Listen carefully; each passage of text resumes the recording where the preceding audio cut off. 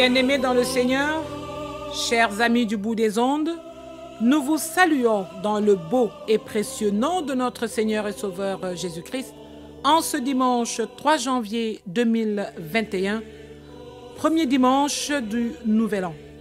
L'Église protestante du Sénégal médite sur le thème « L'or, l'encens et la myrrhe offerts aux petits enfants ». La prédication sera assurée par le révérend André Ouattara, modérateur de l'Église protestante du Sénégal. À la présentation, Florence Gembo, mise en onde, Oulaïli.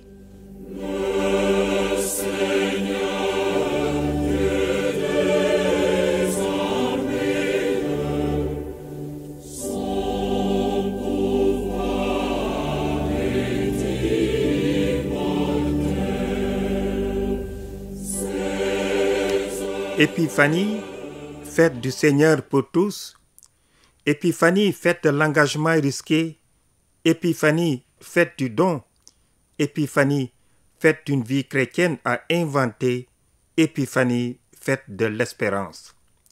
Chers frères et sœurs en Christ, amis auditeurs, auditrices de la RSI 92.5, amis dans la foi, peuple de Dieu, en ce jour où nous sommes rassemblés ici, pour accueillir notre Seigneur et Sauveur, que la paix et la grâce règnent dans vos cœurs. Amen. Invoquons le Seigneur notre Dieu. Esprit de Dieu, esprit de tendresse, jaillit en nous ce jour et ravive dans nos cœurs sans cesse la flamme de ton amour. Viens, esprit d'amour, et fais de nos cœurs ta demeure. Amen. Amen. Louons le Seigneur. Gloire et louange à toi, Seigneur Jésus. Aujourd'hui, les mages viennent à Bethléem. Avec eux, Seigneur, nous venons te rendre hommage. Aujourd'hui, l'étoile les conduit à la crèche. Avec eux, Seigneur, nous voulons nous laisser conduire par ta lumière. Aujourd'hui, ils t'offrent leur présent. Avec eux, Seigneur, nous voulons t'offrir en présent notre propre vie. Gloire et louange à toi, Seigneur Jésus. Amen. Chantons au cantique numéro 69.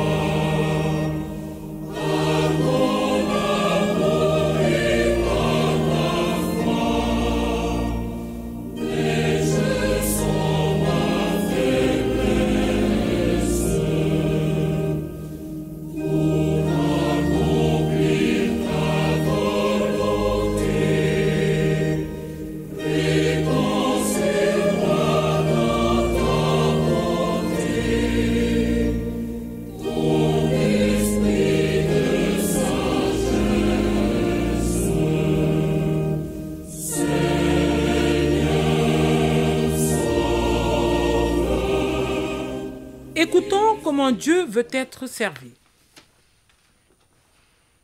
Ne vous tournez pas vers ceux qui évoquent les esprits, ni ceux qui prédisent l'avenir. Ne les recherchez pas, de peur de vous souiller avec eux. Je suis l'Éternel, votre Dieu. Levez-vous devant les cheveux blancs et honorez la personne du vieillard. Craignez Dieu. Je suis l'Éternel. Si un immigrant vient séjourner avec vous dans votre pays, vous ne l'exploiterez pas. Vous traiterez l'immigrant en séjour parmi vous comme un autochtone du milieu de vous. Vous l'aimerez comme vous-même, car vous avez été immigrant dans le pays d'Égypte. Je suis l'Éternel, votre Dieu. Amen. Confessons nos péchés. Le croyant est toujours pécheur, toujours repentant et toujours gracié. Humilions-nous devant Dieu et disons-lui notre repentir. Seigneur Dieu, Père éternel et tout-puissant, nous reconnaissons et nous confessons devant ta sainte majesté que nous sommes de pauvres pécheurs, nés dans l'esclavage du péché, enclins au mal, incapables par nous-mêmes de faire le bien. Nous transgressons tous les jours et de plusieurs manières tes saints commandements, attirant par voie de conséquence sur nous ton jugement et ta juste indignation, et causant nous-mêmes notre ruine et notre perdition. Accorde-nous et nous augmente de jour en jour les grâces de ton Saint-Esprit, afin que, reconnaissant de tout notre cœur notre injustice, nous soyons touchés d'une douleur sincère qui nous fasse mourir au péché et porter du fruit de justice et de sainteté qui te soit agréable par Jésus-Christ, notre Seigneur. Amen. Écoutons maintenant comment Dieu veut être.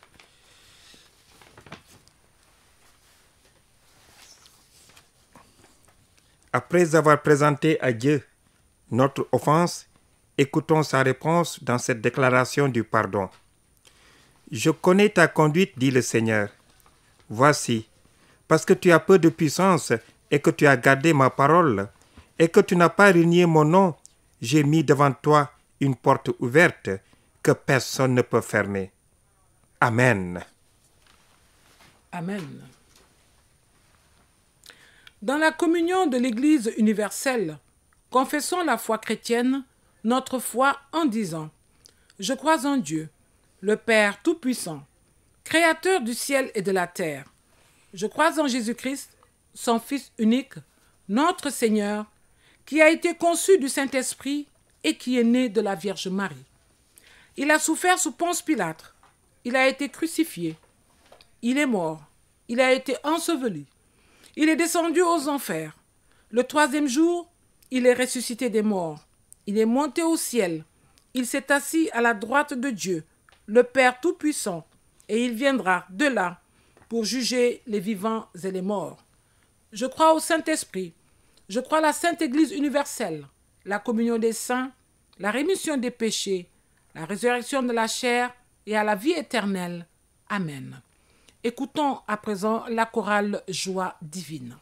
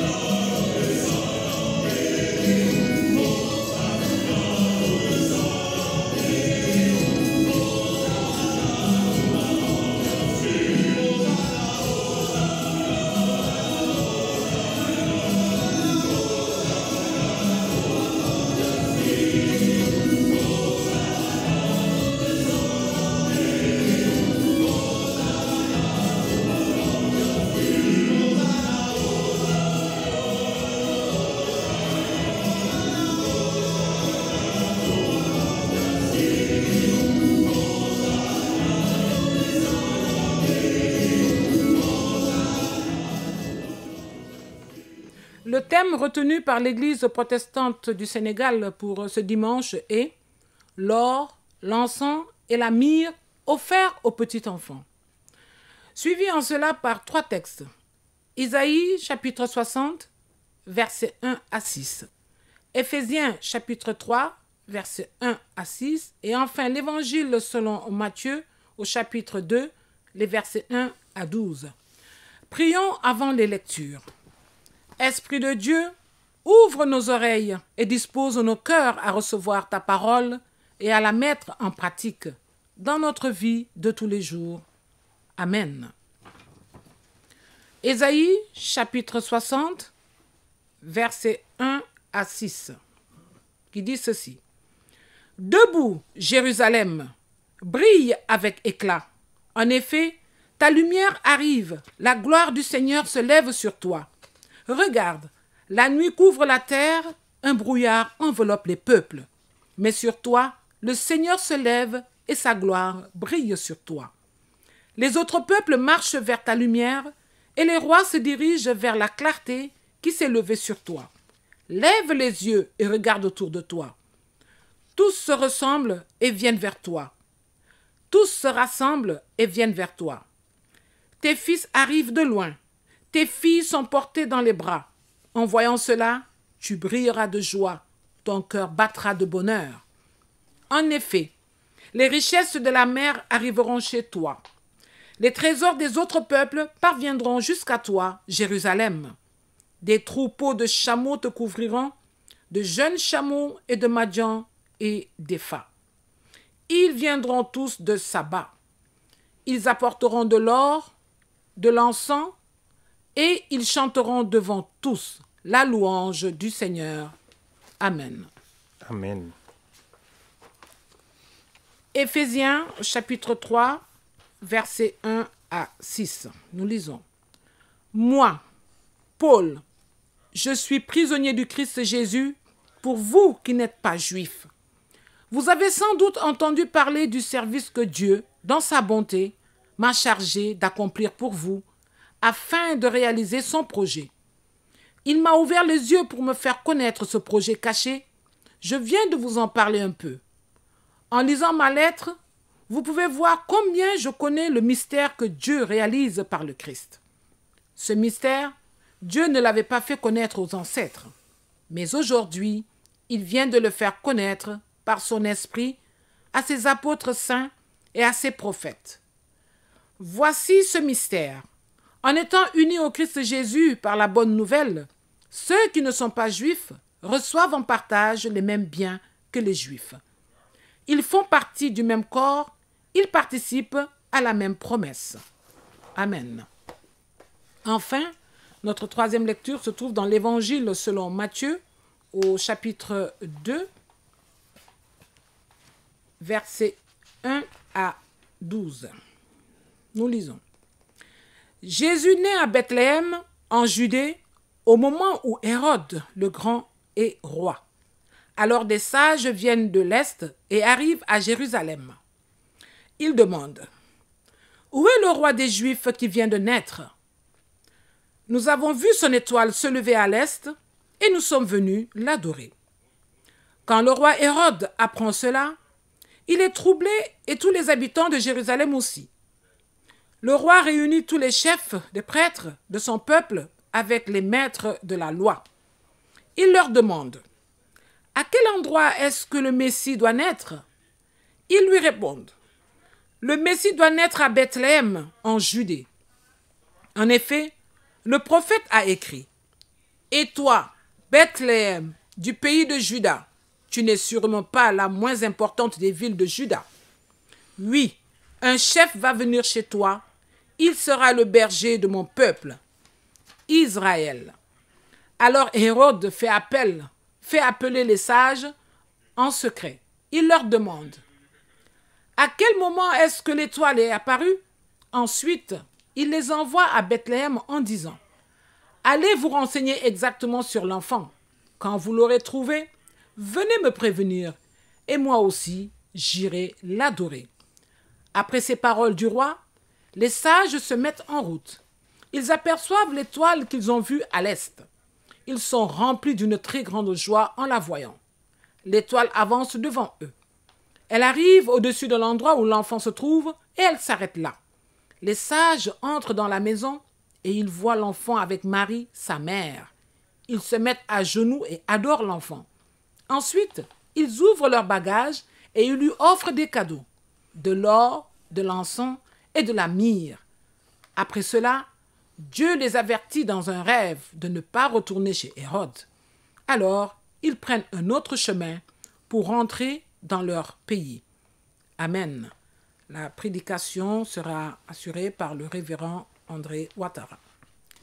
Bien-aimés, chers frères et sœurs en Christ, auditeurs, auditrices de la RSI, que la grâce et la miséricorde de Dieu vous soient renouvelées ce matin. Amen. Amen.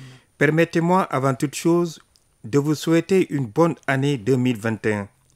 À vous tous, peuple de Dieu, que cette nouvelle année vous apporte bonheur, santé et paix dans vos familles et vos communautés, dans votre pays et partout dans le monde. Avec beaucoup d'amour, de partage et de rencontres enrichissantes, et aussi de pardon, de tendresse et de miséricorde. Nous en avons tous besoin, et courage et espérance pour les difficultés qui ne manqueront pas.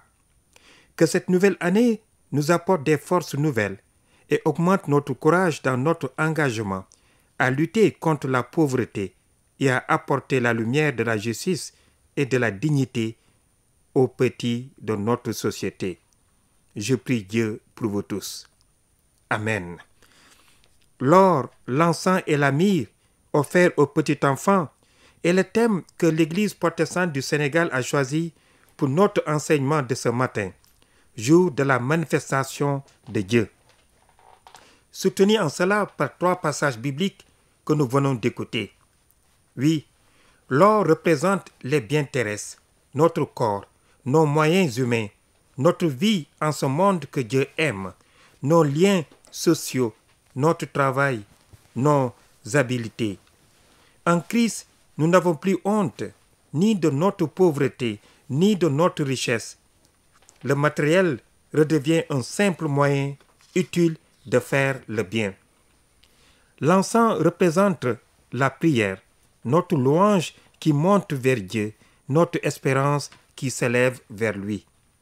En Christ, nous découvrons que nous pouvons nous adresser à Dieu sans aucune crainte, car il est l'amour. La myrrhe servait à embaumer les morts. Elle représente notre espérance de durée.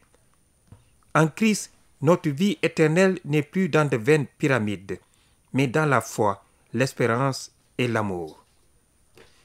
Prions, chers frères et sœurs. Dieu Tout-Puissant, Créateur du ciel et de la terre, omnipotent, omniscient, omniprésent, nous te rendons grâce pour cette opportunité que tu nous donnes aujourd'hui, Seigneur. Parle, Seigneur. Parle-nous, Seigneur. Parle-nous à travers, Seigneur, ta parole. Parle-nous, Seigneur. Que cette parole reste gravée en nous. Que cette parole nous transforme. Que cette parole, Seigneur, nous envoie à aller de partout vers partout, annoncer ta parole, l'amour, la paix et la joie. Oui, parle, Seigneur, tes serviteurs écoutent. Amen. Amen. Bien-aimés, de cette fête de l'Épiphanie, nous sommes invités à entendre et à emporter à la fois un don et un devoir. Un don qui nous habitera et accompagnera tout au long de cette nouvelle année. Mais l'Épiphanie est aussi notre devoir.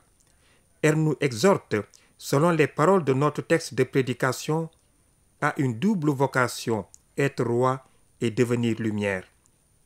La tradition a fait des mages venus se prosterner devant le nouveau roi, annoncé par une étoile. Des rois, probablement en référence à divers textes, comme celui d'Isaïe, annonçant le jour où tous les hommes se rassembleront dans la cité de Dieu. Ce récit ne contient-il pas sa part de vérité? Ces hommes sculpteurs d'étoiles ne sont-ils pas devenus des rois? Parce qu'ils ont tout quitté, parce qu'ils se sont mis en route, devinant que tout leur savoir était devenu vain depuis qu'ils savaient que quelqu'un les attendait.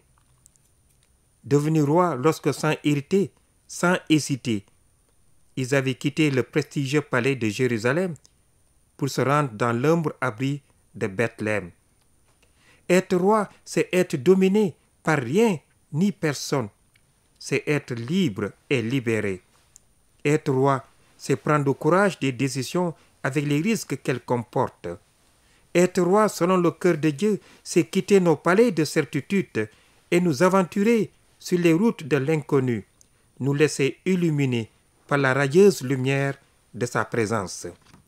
Être roi selon le cœur de Dieu, c'est se mettre en état de service, c'est aimer les autres, leur permettre à eux aussi d'être des rois.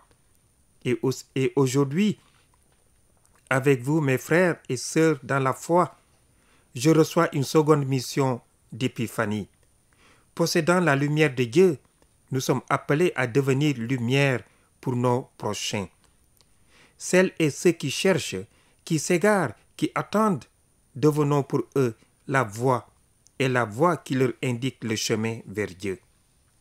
Ils sont nombreux, au près et au loin, à chercher et à demander. Y a-t-il de l'espoir?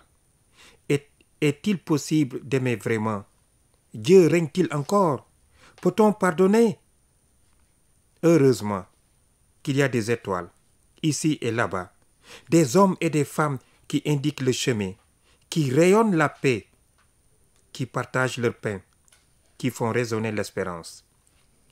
Notre humble présence, notre fidèle intercession, nos gestes et nos paroles, autant de lumière qui percent l'épaisseur de la nuit. Oui, s'il fait nuit, ne maudissons pas l'obscurité. Allumons une lumière. Car sur la terre humaine, qui souvent est sombre et abîmée, il faut des étoiles, de générosité, pour que soit annoncée la tendre présence du Dieu des vivants. Car sur la terre humaine, qui est parfois violente et orgueilleuse, il faut des étoiles d'humilité pour que soit dévoilé le visage du Dieu de tendresse dans le petit et l'oublié. Car sur la terre humaine désespérée et misérable, il faut parfois des étoiles d'espérance pour que soit entonnée la joie du monde à créer. Il faut des étoiles de miséricorde pour que soit connu le pardon accordé par le Père Céleste aux enfants égarés. Oui, il faut des étoiles d'évangile pour que la parole du Fils soit entendue par tous les enfants de la terre. Oui, il faut des étoiles discrètes et claires pour signaler Dieu et annoncer son épiphanie. Nous sommes de ce peuple à qui aujourd'hui le Seigneur fait cette merveilleuse invitation. Deviens lumière. Nous hésitons et nous interrogeons. En attendant Dieu nous adresser pareil encouragement et nous faire une telle confiance. Certains auront peur que dans le lumineux cortège du peuple divin, il fasse piètre figure et ne soit que des petits lumignons fumants. Rappelons-nous que ce n'est pas de notre lumière dont Dieu a besoin, mais de notre transparence, pour qu'à travers nous, sa lumière illumine tout ce qui nous entoure. Oui, aujourd'hui, la lumière qui éclaire notre vie, c'est la parole de Dieu. De cette parole, aucune obscurité ne peut avoir raison. Cette parole portée par le Christ, incarné en lui, est celle de la bienveillance de Dieu pour les hommes de bonne volonté qui chantent les anges au cœur de la nuit. Cette bienveillance renouvelle l'homme intérieur. Cette bonne nouvelle est une parole agissante et désarme les cœurs les plus endurcis en donnant à chacun de se savoir reconnu et aimé au cœur de ses faiblesses, de ses blessures, de toutes les fêlures de la vie. Aujourd'hui, comme hier et avant-hier, cette bonne nouvelle est à accueillir et à partager pour qu'ils soient de plus en plus nombreux, ceux et celles pour qui elle devient parole de vie. La fête de l'Épiphanie nous rappelle ainsi que Dieu appelle tous les hommes. À travers les mages qui viennent à son berceau, ce sont tous les peuples du monde qui sont invités. Dès lors, nous comprenons qu'en Dieu, tout le monde compte. On ne peut pas en même temps annoncer la bonne nouvelle et exclure certains. Tous, y compris les plus grands pécheurs, peuvent trouver leur place